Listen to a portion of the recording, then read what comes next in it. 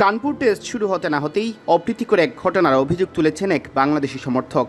বাংলাদেশ থেকে খেলা দেখতে যাওয়া টাইগার সমর্থক রবির ওপর নাকি সাকিবের অবসরের ঘোষণার একদিন পর মুখ খোলেন তার সাবেক বন্ধু তামিম ইকবাল।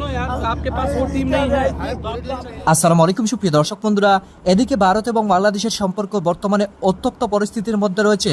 সেই সাথে বাংলাদেশ এবং ভারতের মধ্যে দ্বিতীয় টেস্ট চলাকালে ভারতীয় দর্শকদের এমন আচরণ আরও যেন উত্তপ্ত বাড়িয়ে চলেছে। দর্শক বন্ধুরা, কানপুরে গ্যালারিতে বাংলাদেশি দর্শকদের উপর এমন আচরণ সত্যি অত্যন্ত দুঃখজনক।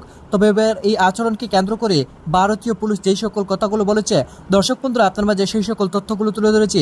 এবং সত্যি কি কানপুরে বাংলাদেশি এই দর্শকদের উপর ভারতীয় দর্শকরা এমন বাজে আচরণ করেছে?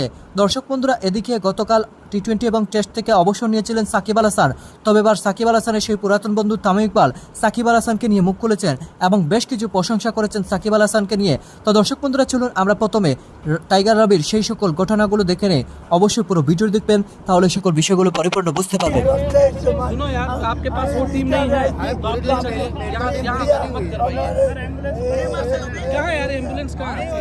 কানপুরের গ্রিন পার্ক স্টেডিয়ামের পূর্ব পাশের গ্যালারির ব্লক সি, যেখানে হয়ে গেল এক অনাকাঙ্ক্ষিত ঘটনা।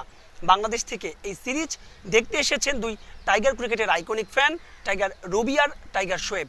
টাইগার রবি বসেছিলেন এখানে। স্টেডিয়ামে প্রবেশের পর থেকেই তার ওপর নানা ধরনের প্রকাশ অযোগ্য ভাষায় মন্তব্য করতে থাকেন ভারতীয় সমর্থকরা। এখানেই ক্ষান্ত হননি তারা। ম্যাচের যখন মধ্যাহ্নভোজের বিরতি, তখন শারীরিকভাবে আক্রমণ করা হয় রবিকে, করা হয় মারধর, দেয়া হয় কিল ঘুষে। এক পর্যায়ে টিকতে না পেরে অজ্ঞান হয়ে যান রবি। পরবর্তীতে নিরাপত্তার দায়িত্বে থাকা কর্তা ব্যক্তিরা তাকে উদ্ধার করে নিয়ে যান। দেয়া হয় প্রাথমিক চিকিৎসা, নেওয়া হয়েছে হাসপাতালেও। টাইগার ক্রিকেটের ভক্তদের ভারতের মাটিতে লাঞ্ছিত হওয়ার ঘটনা এবারই প্রথম নয়। তবে রবির সঙ্গে যা হয়ে গেল তা দেখা যায়নি আগেই। এমনিতেই এই সিরিজ নিয়ে ভারতের কট্টরবাদী হিন্দু সংগঠনের পক্ষ থেকে আছে স্পষ্ট হুমকি। এমনকি গোয়ালিয়রে তারা দেখেছে বন্ধ। সে ঘটনার সঙ্গে এই ঘটনার কোনো মিল আছে কিনা তা খতিয়ে দেখছে পুলিশ। এই ঘটনার সময় আমাদের একজন নিরাপত্তা রক্ষী তাকে সেখান থেকে উদ্ধার করে। রবিকে প্রাথমিক চিকিৎসা দেওয়া হয়েছে। স্টেডিয়ামটি সিসিটিভি ক্যামেরার আওতাধীন। আমরা ফুটেজ খতিয়ে দেখব এবং সেই অনুযায়ী ব্যবস্থা নেওয়া হবে। পরবর্তীতে প্রাথমিক চিকিৎসা শেষে রবিকে নিয়ে যাওয়া হয় রেজেন্সি নামে এক হাসপাতালে। সব মিলিয়ে শুধু ক্রিকেটারই নন, এই সিরিজ কভার করতে আসা বাংলাদেশি গণমাধ্যম কর্মী কিংবা সমর্থকরাও আছেন নিরাপত্তার চরম শঙ্কায়।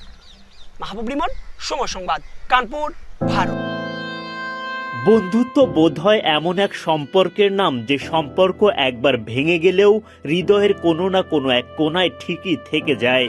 বাংলাদেশের দুই তারকা ক্রিকেটার সাকিব তামিমের সম্পর্ক বোধ হয় ঠিক সেই জায়গাতেই দাঁড়িয়ে। দ্বিতীয় টেস্টের আগে ভারতীয় গণমাধ্যম স্পোর্টস 18-এর একটা অনুষ্ঠানে সাকিব আল হাসানকে গত 20 বছরের টেস্ট অলরাউন্ডারের সেরা 5 জনের একজন হিসেবে আখ্যায়িত করা হয়, যেটা মোটেই বাস্তবসম্মত নয়। ওই অনুষ্ঠানে উপস্থিত তামিম ইকবাল সঙ্গে সঙ্গে দেন পাল্টা জবাব। তিনি স্পষ্ট ভাষায় বলেন, শুধু গত 20 বছর না, সে টেস্ট ইতিহাসেরই সেরা 5 জন অলরাউন্ডারের একজন। সাকিবের অবসরের ঘোষণার একদিন পর মুখ খোলেন তার সাবেক বন্ধু তামিম ইকবাল খান। তামিমের মতে ঢাকায় সাকিবের ক্যারিয়ারের শেষ টেস্ট খেলার ব্যাপারে শঙ্কা থাকবে। কানপুর টেস্ট বিদেশের মাটিতে টাইগার অলরাউন্ডারের সাদা পোশাকের শেষ ম্যাচ, এই বিষয়ে নিশ্চিত করেন সাকিব নিজেই। তবে তামিমের শঙ্কা, ঢাকার মাটিতে হয়তো খেলা হবে না সাকিবের। ধারাভাষ্যকার হিসেবে এই মুহূর্তে ভারতে অবস্থান তামিমের। ভারতের বিপক্ষে বাংলাদেশের দ্বিতীয় টেস্টের আগে স্পোর্টস 18-এর একটা ম্যাচ প্রিভিউয়ে অংশ নেন তামিম, যেখানে চলে আসে সাকিবের অবসর প্রসঙ্গ। বাংলাদেশ ভারত ম্যাচ দেখার জন্য দর্শকদের জন্য 3টি কারণ উল্লেখ করা হয়, সবগুলোই ভারতকে ঘিরে। তখন তামিম সেখানে আরও একটা কারণ যোগ করেন। তার মতে এটাই সাকিবের ক্যারিয়ারের শেষ টেস্ট, তাই তো ভক্তদের এই ম্যাচ দেখা উচিত। তামিম বলেন, ঢাকা টেস্টে সাকিব খেলতে পারবে কিনা সেটা নিয়ে সংশয় আছে, তাই এটাকে অন্তত বিদেশের মাটিতে শেষ টেস্ট ধরেও এগিয়ে যেতে হবে। দ্বিতীয় টেস্টের আগের দিন বৃহস্পতিবার এক সংবাদ সম্মেলনের মাধ্যমে আনুষ্ঠানিকভাবে টেস্ট ক্রিকেট থেকে সরে দাঁড়ানোর ঘোষণা দেন সাকিব আল হাসান। দেশের নিরাপত্তার নিশ্চয়তা পেলে দক্ষিণ আফ্রিকার বিপক্ষে খেলতে চান ক্যারিয়ারের শেষ টেস্ট। আমি যদি দেশে যেয়ে খেলতে পারি, মিরপুর টেস্ট হবে আমার জন্য লাস্ট, স্পেশালি টেস্ট ক্রিকেটে, এবং সেই কথাটা বোর্ডের সবার সাথে বলা হয়েছে এবং তারা এই বিষয়টা জানে এবং তারা চেষ্টা করছে যে কিভাবে এটাকে সুন্দরভাবে অ্যারেঞ্জ করা যায় এবং যাতে করে আমি যে খেলতেও পারি এবং নিরাপদ ফিল করি। অ্যাট দি সেম টাইম যখন দেশের বাইরে আসার দরকার হবে এবং দেশের বাইরে বের হতেও যেন আমার কোনো সমস্যা না হয়। Power চুমুকে অ্যাকশন। এদিকে বৃহস্পতিবার বোর্ড মিটিং শেষে এক সংবাদ সম্মেলনে সভাপতি ফারুক আহমেদ জানান, কোনো খেলোয়াড়কে ব্যক্তিগতভাবে নিরাপত্তা দেওয়ার সক্ষমতা নেই তাদের। একই সাথে বিসিবি পরিচালক ও সাকিবের কোচ নাজমুল আবেদিন ফাহিম জানান, দেশের মাটিতে শেষ টেস্ট খেলতে পারলে ভালো হতো। সব মিলিয়ে তাই তো শঙ্কা, আদৌ দেশের মাটিতে বিদায় নিতে পারবেন তো এই কিংবদন্তি অলরাউন্ডার?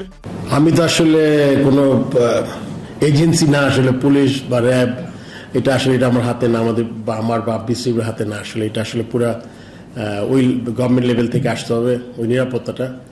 শেষটা ভালো হলে খুব ভালো হতো। শেষটা ভালো বলতে ঘরের মাটিতে যদি রিটায়ার করতে পারতো খুব ভালো হতো। সবার ভালোবাসা নিয়ে।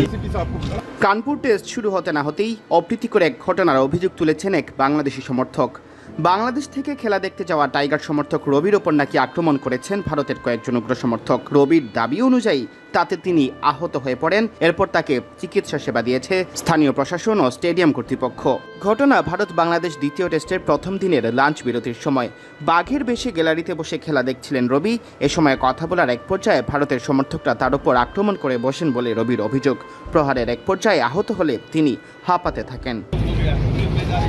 এই সময় রবিকে উদ্ধার করে গ্রিন পার্ক স্টেডিয়ামের মেডিকেল রুমে নিয়ে যান আইন শৃঙ্খলা রক্ষাকারী বাহিনীর সদস্য ও স্বেচ্ছাসেবীরা। এর আগে চেন্নাইয়ের প্রথম টেস্টের সময় ভারতীয়দের উগ্র আচরণের অভিযোগ তুলেছিলেন রবি। তার দাবি ছিল, বাংলাদেশের সমর্থক হয় রবিকে দেখলে তেড়ে আসেন ভারতীয়রা। বাংলাদেশের সরকার পতনের পর থেকে ভারতের অনেকেই বাংলাদেশিদের দেখছেন বাঁকা চোখে। এমনকি কানপুর টেস্টে ঝামেলা করার বিষয়ে আগেই হুঙ্কার দিয়ে রেখেছিল একটি সংগঠন। বাংলাদেশবাসী আল্লাহর কাছে দোয়া করেন জানো এই জয়টা নিয়ে ফিরতে পারলে আমার কোনো দুঃখ কষ্ট থাকবে না, মায়ের খাইলেও কোনো দুঃখ থাকবে না, দেশ জিতলে অনেকটা ভালো। এর ভিতরে ময়রাও গেলে কোনো দুঃখ নাই, দেশের জয় চাই। সর্বকালের সেরা টিম করেছে, কিন্তু ওরা বাংলাদেশে ভয় পায়। কিন্তু আম্পায়ার দুইটি আম্পায়ার্স কলে কিন্তু ব্যাপার না। আমরা 13 জনের বিপক্ষে খেলতেছি, সারা ইন্ডিয়ার বিপক্ষে খেলতেছি। শুধু বাংলাদেশের মানুষটা দুই হাত তুলে বাংলাদেশের জন্য দোয়া করেন। আল্লাহ দয়ালু, আপনাদের ডাক শুনবেই, জিতলেই সব জবাব দেবো। আপনারা যে যেখানে থাকেন বসে আল্লাহর কাছে দু হাত তুলে একটু বাংলাদেশের জন্য দোয়া করেন। আমি মায়ের খেলেও দুঃখ নাই। ওরা বলেছিল বাংলাদেশের ফ্ল্যাগ ইন্ডিয়ার মাটি তুলে, আমি জীবন বাজি রেখেও কিন্তু চলে এসেছি। আল্লাহ তুমি বাংলাদেশের জয় দিয়ে দিলে আমি মরলেও কোনো দুঃখ নাই। আপনারা বাংলাদেশবাসী মন খুলে আল্লাহর কাছে দোয়া করেন, জয় নিয়েই মাঠ ছাড়বো। যদি বুলে দেওয়া আসে তাও লাল সবুজের ফ্ল্যাগ আমার হাতে হয়ে। দর্শক বন্ধুরা, আপনারা পুরো ভিডিও দেখে এবং সেই সাথে এই সকল বিষয়গুলো জেনে অবশ্যই বুঝতে পেরেছেন সত্যি কানপুরে বাংলাদেশি এই দর্শকের উপর ভারতীয় দর্শকরা সত্যি খারাপ আচরণ করেছে। ভারতীয় দর্শকরা যে উগ্রবাদী তা যেন একের পর এক প্রমাণ পাচ্ছে। যেখানে একজন বিনদেশি গিয়েছে, সেই বিনদেশির সাথে কেমন আচরণ করবে সেটাও যেন তাদের জানা নেই। দর্শক বন্ধুরা, সত্যি এমন ঘটনা তাদের জন্য অত্যন্ত লজ্জাজনক, কিন্তু তারা এই লজ্জা পাবে কিনা সেটা এখন বড় বিষয়।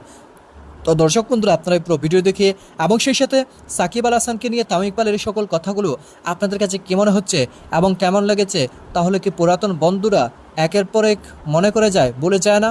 অবশ্যই কমেন্ট করে জানিয়ে দিবেন। তো দর্শক বন্ধুরা, ভালো থাকুন, সুস্থ থাকুন, আল্লাহ হাফেজ।